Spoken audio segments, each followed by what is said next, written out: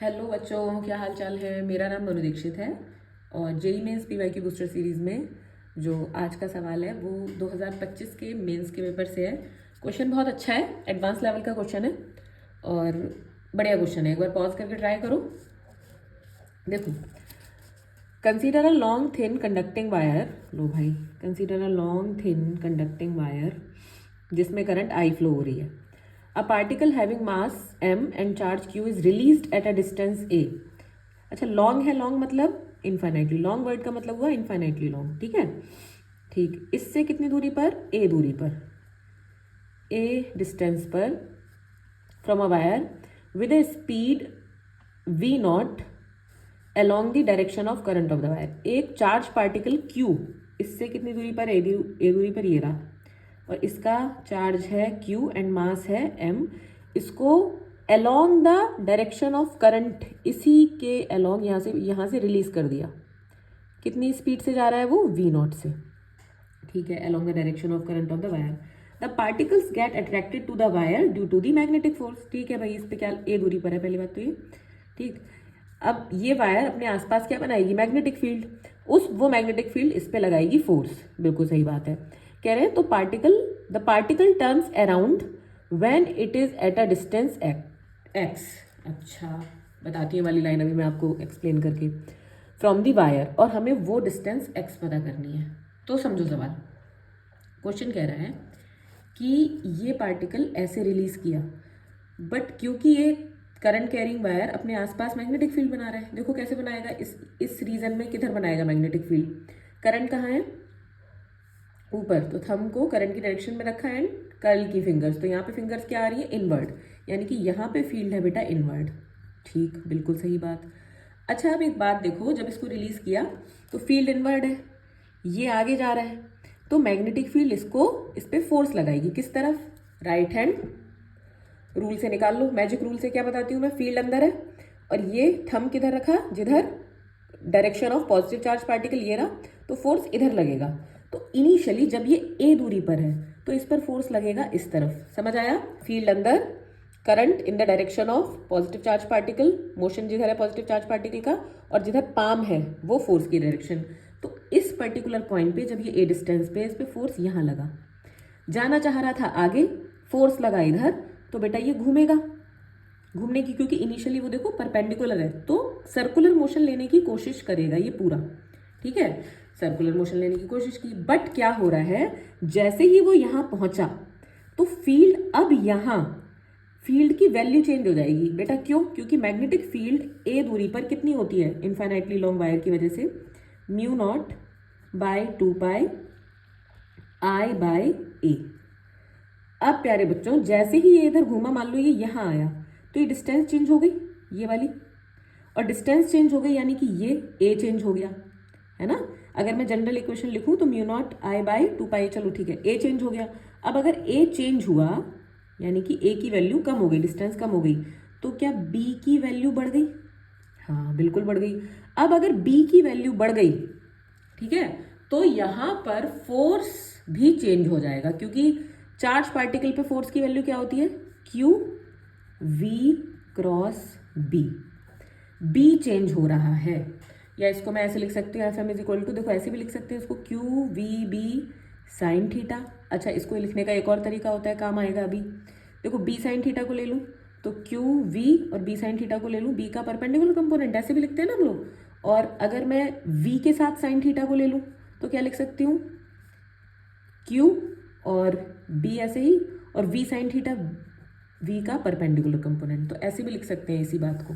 ठीक है, फिलहाल मुझे यहाँ पे बताने का मतलब है कि अगर B चेंज होगा तो बेटा तो फोर्स भी चेंज हो जाएगा।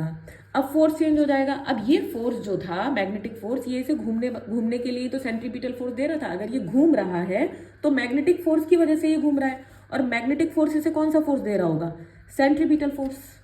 ठीक है, और सेंट्रीपिटल फोर्स इसे कितना चाहिए, कितना लग रहा होगा इसके ऊपर? mv² upon r। r क्या है यहाँ पर बेटा? Radius of circular path. But अगर fm चेंज हो रहा है तो fc भी चेंज हो रहा है है ना। अब देखते हैं एफएम पे क्या फर्क पड़ेगा फोर्स पे।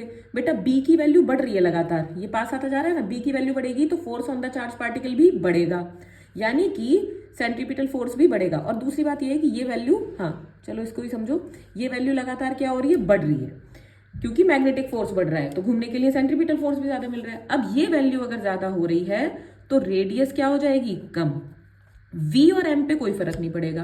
क्यों नहीं पड़ेगा, देखो भैया ये बात आपने पढ़ी भी होगी कि जो मैग्नेटिक फोर्स होता है ना बेटा, मैग्नेटिक फोर्स वो डायरेक्शन तो चेंज कर सकता है, डायरेक्शन चेंज कर देगा, बट स्पीड चेंज नहीं करता, स्पीड चेंज नहीं करता। इस बात को भी प्रूफ कर दूं, बता दूं ये बात। चलो देखो कंसेप्ट देखो, फोर्स परपेंडिकुलर टू वी है, ठीक है, फोर्स परपेंडिकुलर टू वी है, यानी कि यहां पर F dot V dot product, अगर ये दोनों परपेंडिकुलर है तो इन दोनों का डॉट प्रोडक्ट क्या होना चाहिए, 0। और बेटा अगर आपको याद हो तो एफ डॉट बी क्या होती है, पावर, और F dot B power, power को हम क्या लिख सकते हैं बेटा, D W upon D T is equal to 0। तो यहाँ पे डी डब्ल्यू कितना हो जाएगा, 0, यानी कि work done by all forces कितना होगा बेटा, 0। अब वर्क एनर्जी थ्योरम से देखो कि work done by all forces किसके बराबर होता है, ये 0 ऑलरेडी होगा, होता किसके बराबर है work done by all forces, change in kinetic energy के, है ना। और चेंज इन काइनेटिक एनर्जी मतलब kinetic energy final minus kinetic energy initial is equal to 0, यानी कि जितनी काइनेटिक एनर्जी शुरू में है पार्टिकल की उतनी ही बाद में रहेगी। बोर्ड का क्वेश्चन आता है, सीबीएसई बोर्ड में आता है वाला सवाल है ना 2 नंबर में, कि भैया प्रूफ करो कि जो चार्ज पार्टिकल है मैग्नेटिक फोर्स उसकी स्पीड चेंज नहीं कर सकता, घुमा सकता है, स्पीड चेंज नहीं कर सकता। अगर 20 मीटर पर सेकंड से चल रहा है तो यहाँ पे भी स्पीड 20 मीटर पर सेकंड ही होगी, यहाँ पे भी 20, यहाँ पे भी 20, यहाँ पे भी 20, घूम जाएगा, डायरेक्शन चेंज होगी, वेलोसिटी चेंज होगी, बट स्पीड चेंज नहीं होगी, है ना। क्यों, क्योंकि उसका रीजन ये है, ये मैंने समझा दिया। फिलहाल तो v सेम रहेगा, सवाल पे आ जाओ, v कैसा रहेगा, सेम, मास भी सेम, b चेंज हो रहा है लगातार, ये पास आ रहा है, मैग्नेटिक फील्ड चेंज हो रहा है, और मैग्नेटिक फील्ड चेंज होने की वजह से फोर्स भी चेंज हो रहा है, फोर्स चेंज होने की वजह से रेडियस भी लगातार इस सर्कुलर पाथ का चेंज हो रहा है, यानी कि वो लगातार कम होता जा रहा है क्योंकि फोर्स बढ़ रहा है। क्या ये बात समझ में आई, लेकिन वो घूम रहा है, लेकिन रेडियस ऑफ कर्वेचर लगातार कम होता जा रहा है।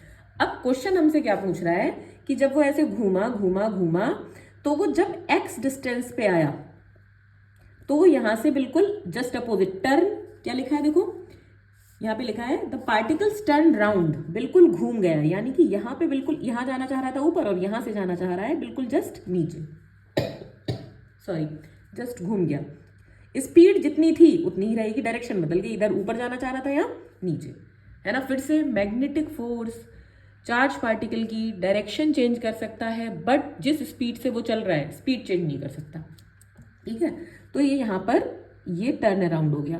कह रहे हैं वो डिस्टेंस बताओ वायर से जिस पे वो जस्ट यहाँ पे ऊपर जाना चाह रहा है और यहाँ से बिल्कुल जस्ट अपोजिट घूम जाएगा उसके, ये एक्स फाइंड आउट करना है। क्वेश्चन और कंसेप्ट समझ आया है, अभी मैं क्वेश्चन सॉल्व करना शुरू करूंगी, ये इसका कंसेप्ट है ना।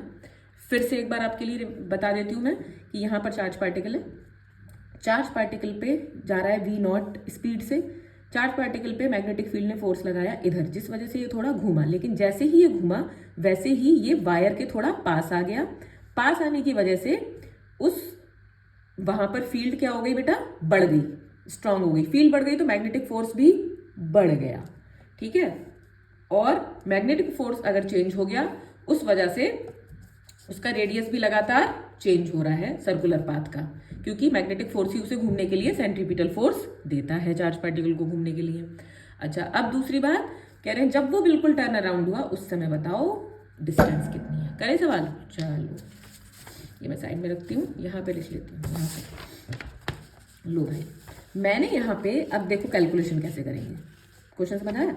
यहाँ पे एक मैंने जनरल पॉइंट मान लिया कि मान लो मेरा पार्टिकल घूमते घूमते यहाँ पहुँचा, कितनी डिस्टेंस पर, x1 कॉमा y1 पर पहुंचा मान लो, क्योंकि x मान लिया तो यहाँ पे x1 मान लो y1 मान लो, ठीक है। यहाँ पर अगर इसकी स्पीड v0 है तो यहाँ पर भी इसकी स्पीड बेटा v0 होगी। डायरेक्शन ऑफ मोशन क्या होता है, टेंजेंट ड्रॉ कर दो, दिस इज v0, बिल्कुल सही।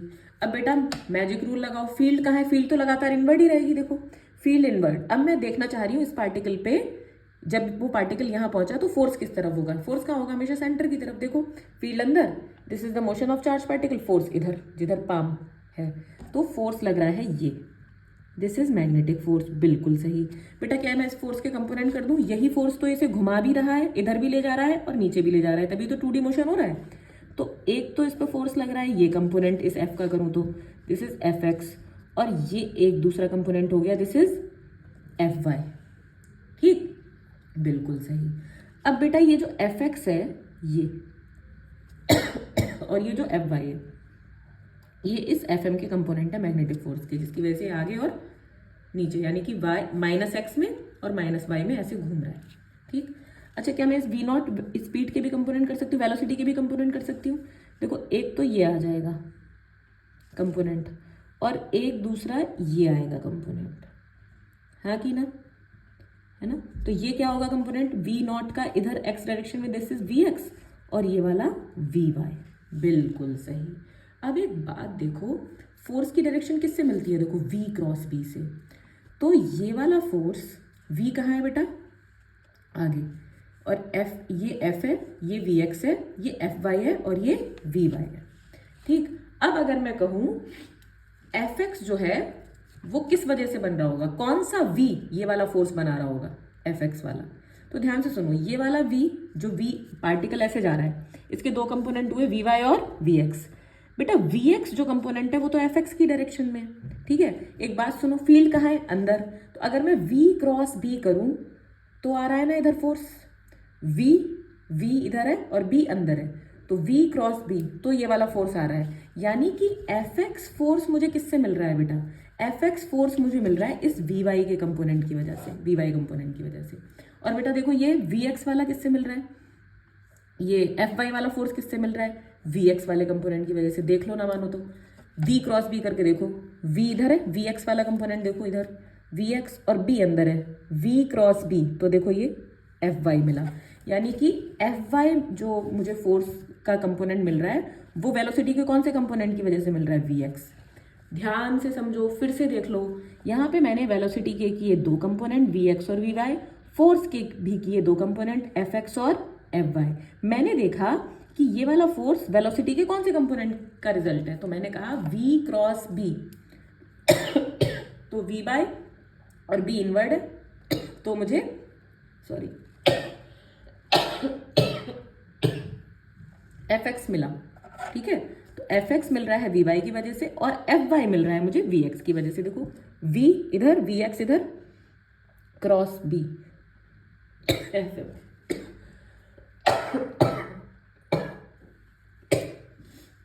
अच्छा सॉरी, वेरी सॉरी।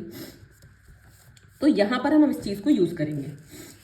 ठीक, अब देखो यहाँ पर मैं ये फॉर्मूला यूज कर लूँ कि कौन सा वाला कंपोनेंट है यहाँ पे perpendicular, F M is equal to Q B field और यहाँ पर वी परपेंडिकुलर। ठीक है, अब एक बात बताओ, क्या मैं इसको v परपेंडिकुलर, अब इसको एफ एम का कौन सा कंपोनेंट ले रही हूँ मैं, x, तो क्यू बी इस पॉइंट पर, जनरल पॉइंट पे बात कर रही हूँ, तो B X at X one लगाऊंगी और कौन से कंपोनेंट की वजह से मिल रहा है यहाँ पे, वी वाई। ठीक, अब एफ एक्स को मैं क्या लिख सकती हूँ बेटा, और एक और लिख लो, एफ वाई वाला लिख लो। अगर मैं लूँ एफ कौन सा फोर्स, वाई डायरेक्शन में फोर्स, क्यू बी कौन सी पोजीशन पे निकालना है मुझे, यही x1 पर, और v का कौन से कंपोनेंट की वजह से, ये x। अब मैंने ये क्यों लिया, वी एक्स क्यों लाई, क्योंकि मुझे x की वैल्यू फाइंड आउट करनी है। इन दोनों में से कोई भी एक ये वाला लगा देंगे तो देखो हम अपने रिजल्ट तक पहुंच जाएंगे।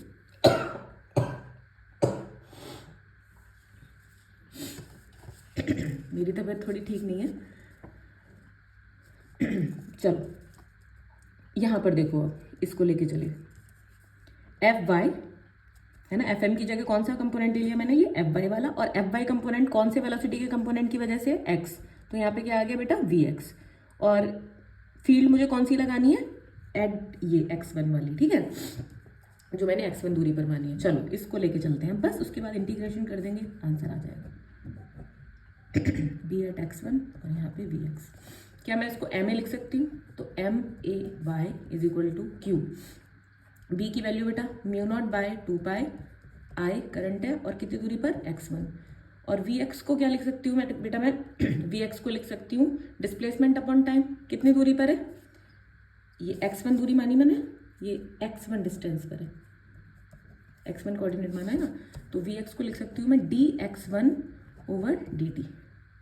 ठीक है, अब यहाँ से देखो m और ay को लिख सकती हूँ dvy upon dt is equal to mu naught Q I upon 2 pi x1 dx1 upon dt, dt से dt कैंसिल, और यहाँ m अपॉन में ले जाऊंगी तो ये dvy is equal to mu naught Q I upon 2 pi 1 by x1 और साथ में dx1। बेटा दोनों तरफ इंटीग्रेशन कर दो दोनों तरफ इंटीग्रेशन कर दो। चलो करते हैं y डायरेक्शन में, y डायरेक्शन में ये डी वी वाई है तो वी वाई की, तो शुरू में y डायरेक्शन में कितनी वेलोसिटी है बेटा, वी नॉट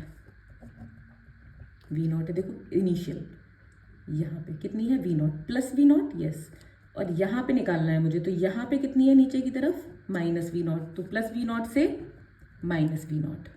ठीक है, और यहाँ पर देखो किसकी लिमिट लगेगी, x की।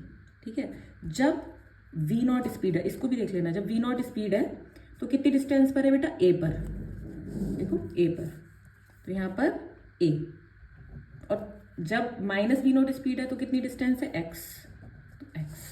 अब इसको डिफ्रेंशिएट करते हैं बेटा, डी वी वाई का इंटीग्रेशन वी वाई और वी नॉट से माइनस वी नॉट, यहाँ पर mu naught Q I upon ये m भी तो बचा ना, ये m इधर आ जाएगा 2 पाई m, और बेटा 1 बाई x1 का डिफ्रेंशिएशन क्या हो जाएगा, log x1 और a से x, इसको करो upper limit minus lower limit is equal to mu naught Q I upon 2 pi m और upper limit minus lower limit. ठीक है, और यहाँ पर आ गया minus 2 V naught is equal to mu naught Q I upon 2 pi m और log x by a, log a minus log b, log a by b, यहाँ पर इधर ले जाओ तो ये हो जाएगा minus 4 pi m V naught upon mu naught Q I is equal to log x by a। तो बेटा लॉग उधर जाएगा तो e की पावर में, तो x by is equal to e की power minus 4 pi m V naught upon mu naught Q I, तो x is equal to a e की power minus 4 pi m V naught upon mu naught Q I, ये option है। ठीक है, तो I hope ये आपको सवाल समझ में आया हो, बीच में थोड़ा मेरी खांसी की वजह से आपको डिस्टर्बेंस हुई होगी, सॉरी फॉर दैट। और लगे रहिए बच्चों, इस सवाल को एक बार खुद से भी और दोबारा खुद से भी करके देखिएगा, और मैंने हर एक चीज़ क्लियर करने की कोशिश की है सवाल में विद कंसेप्ट, तो लगे रहिए बेटा, ऑल द वेरी बेस्ट।